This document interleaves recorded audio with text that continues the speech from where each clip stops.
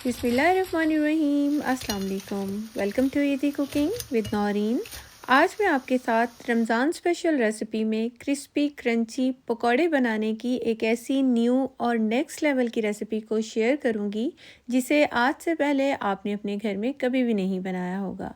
ये चेक कीजिए कितने ज़बरदस्त ये बनकर तैयार हुए हैं। इतने क्रंची और क्रिस्पी बनते हैं ना ये, जिसे खाकर आपको मज़ा ही आ जाएगा। सारे पुराने तरीके छोड़ दीजिए, एक बार इस तरीके से बनाकर तो देखिए, आपका दिल खुश हो जाएगा। ये चेक करें इसका क्रंच, क्या ज़बरदस्त ये बनकर तैयार हुए हैं और अंदर से इतने सॉफ्ट और मसालेदार होते हैं जिसे खाकर आपको मज़ा ही आ जाएगा। इसके साथ मैं आपके लिए एक मज़ेदार चटनी की भी रेसिपी लेकर आई हूँ, जो कि पकोड़े, समोसे, दही भल्लों के साथ और रमज़ान में ऐसी बहुत से स्नैक्स होते हैं जिसके साथ ये बहुत ही कमाल की लगेगी। तो रेसिपी को आपने फुल वॉच करना है, पसंद आने पर लाइक और शेयर ज़रूर करना है, और अगर अभी तक आपने मेरे चैनल को सब्सक्राइब नहीं किया तो वो ज़रूर करना है। आइए अब हम अपनी रेसिपी को बनाना शुरू करते हैं। यहाँ पर मैंने एक बोल ले लिया है। सबसे पहले हम इसके अंदर कटिंग किया हुआ आलू ऐड करेंगे। यहाँ पर मैंने 1 पाव आलू लिए थे और उसको मैंने इस तरह से बारीक बारीक लंबाई में कट कर लिया है। ये तकरीबन 3 अदद आलू थे। और एक मीडियम बंच लिया था मैंने पालक का, उसको भी मैंने इस तरीके से बारीक बारीक कट कर लिया है। पालक को बहुत अच्छे तरीके से वॉश करने के बाद इसका मुकम्मल पानी आपने ड्राई करना है, फिर ऐड करना है। 1 टीस्पून मैंने ज़ीरा ऐड किया है, 1 टीस्पून मैंने साबुत कुटा हुआ धनिया ऐड किया है, हाफ़ टी स्पून अजवाइन ऐड की है, हाफ़ टी स्पून ही मैंने नमक ऐड किया है। आप अपने टेस्ट के अकॉर्डिंग ऐड कर सकते हैं।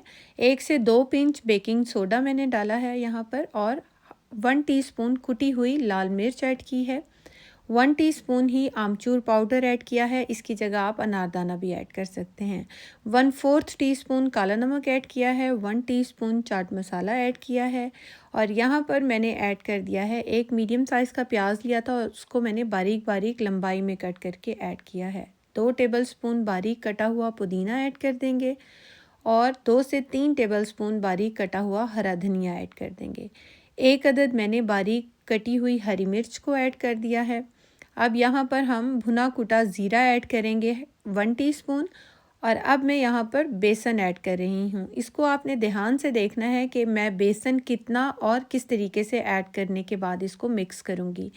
3 टेबलस्पून मैंने बेसन के ऐड किए हैं, और 2 टेबलस्पून इसके अंदर हम इसको क्रिस्पी और ज़बरदस्त बनाने के लिए मैंने यहाँ पर ऐड किया है कॉर्नफ्लोर। इसकी जगह आप चावल का आटा भी ऐड कर सकते हैं।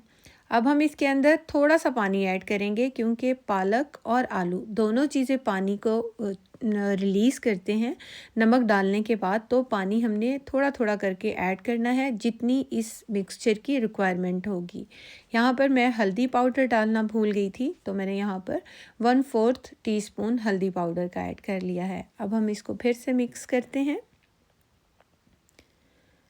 अच्छे तरीके से हमने इसको मिक्स करना है, यहाँ तक कि ये सब चीज़ें आपस में अच्छी तरह से कंबाइन हो जाएं। आपने एक हल्का सा इसको दबाकर चेक करना है कि सारी चीज़ें आपस में जुड़ रही हैं, तो इसका मतलब है ये बहुत अच्छे से कंबाइन है।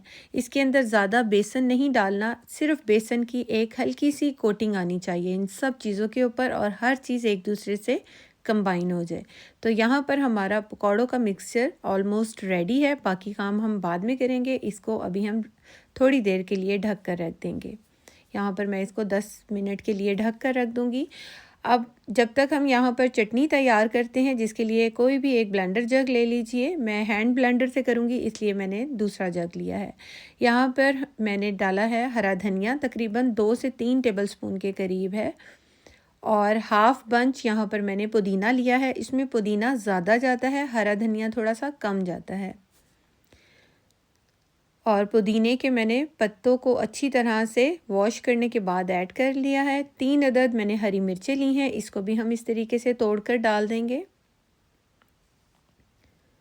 और अब मैं यहाँ पर ऐड कर रही हूँ प्याज।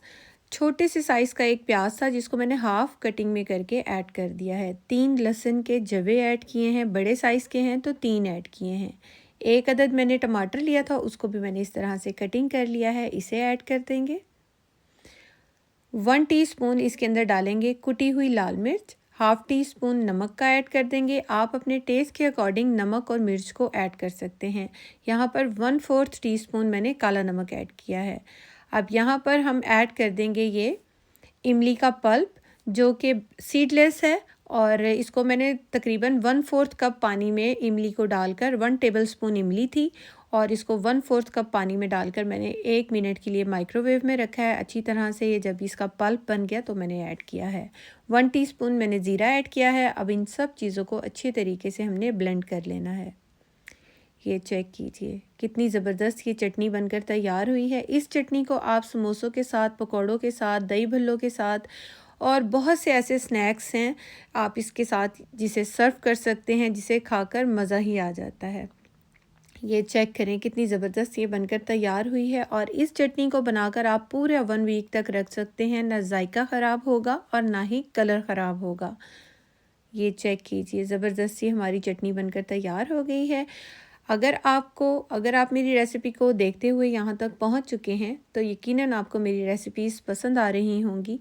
तो आपने मुझे कमेंट में ये ज़रूर बताना है कि आप मेरी रेसिपी कौन सी सिटी से या फिर कौन सी कंट्री से वॉच कर रहे हैं। और सब्सक्राइब तो मेरे चैनल को आपने ज़रूर कर लेना है। यहाँ पर ऑयल को मैंने मीडियम फ्लेम पर अच्छे से प्री हीट कर लिया था। इसके बाद हम इसके अंदर पकौड़े डालना स्टार्ट करेंगे। और ये देखिए इस तरह से आपने छोटा छोटा सा पोर्शन डालना है, बहुत ज़्यादा बड़ा नहीं डालना। आप एकदम ज़्यादा सारा मिक्सचर हाथ में लेके 2 से 3 से 4 पकौड़े भी ऑयल में आप ड्रॉप कर सकते हैं। और अपने पैन के अंदर आपने इतनी ही पकौड़े के पीस ऐड करने हैं जितनी के पैन की स्पेस होगी। जैसे जैसे पकौड़े होते जाएंगे मैं इसके अंदर और जो मिक्सचर है वो ऐड करती जाऊंगी। आप देखें, और जो पकौड़े हो गए हैं उनको अच्छे तरीके से हमने इस तरीके से इसकी साइड चेंज करनी है ताकि ये दूसरी साइड से भी अच्छी तरह से क्रंची हो जाए। हमने इसको मीडियम फ्लेम पर 1 से 2 मिनट पकाना है और उसके बाद हाई फ्लेम पर इसको चंद सेकंड के लिए हमने अच्छा सा कलर देना है ताकि आलू और पालक मीडियम फ्लेम पर 1 से 2 मिनट के लिए अच्छे से गल जाएं। और इसके बाद आप इसको क्रंच देने के लिए थोड़े से चंद सेकंड के लिए आपने इसको फ्राई करना है, जिससे इसका कलर भी बहुत अच्छा आएगा और ये क्रंची भी बहुत अच्छे से हो जाएंगे। जो पकौड़े होते जा रहे हैं उन्हें मैं निकालती जा रही हूँ। ये देखिए ये बैच मैंने पहले डाला था और ये हो चुका है। इसको हम निकाल कर प्लेट में डाल देंगे और इसी तरह से बाकी पकौड़ों को भी हम होने देंगे और उसको भी हम डालते जाएंगे। ये चेक कीजिए, सबसे पहले तो आप इसका लुक चेक करें, क्या कमाल का बनकर तैयार हुआ है। ये देखें, और इस चटनी के साथ तो ये इतने कमाल के लगते हैं कि हर बार इसको इसी चटनी के साथ खाने का मज़ा आएगा। ये चेक कीजिए इसका क्रंच, बहुत ही कमाल की ये रेसिपी है, बहुत ही ज़बरदस्त बनकर तैयार होती है। अभी मैं आपको इसका क्रंच भी चेक करवाती हूँ कि ये कितने क्रंची और क्रिस्पी बनकर तैयार हुए हैं।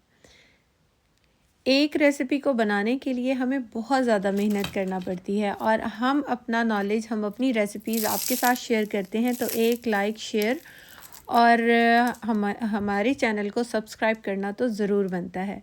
आपका कुछ भी नहीं जाता, ना आपके पैसे लगते हैं, ना आपका टाइम लगता है। जस्ट आपने एक बार अपने फिंगर से क्लिक करना है तो हमारा चैनल सब्सक्राइब हो जाएगा। तो आपने इस तरह से हमारे चैनल को सब्सक्राइब ज़रूर करना है फॉर मोर रेसिपीज़ के लिए। Thanks for watching. अल्लाह हाफिज़।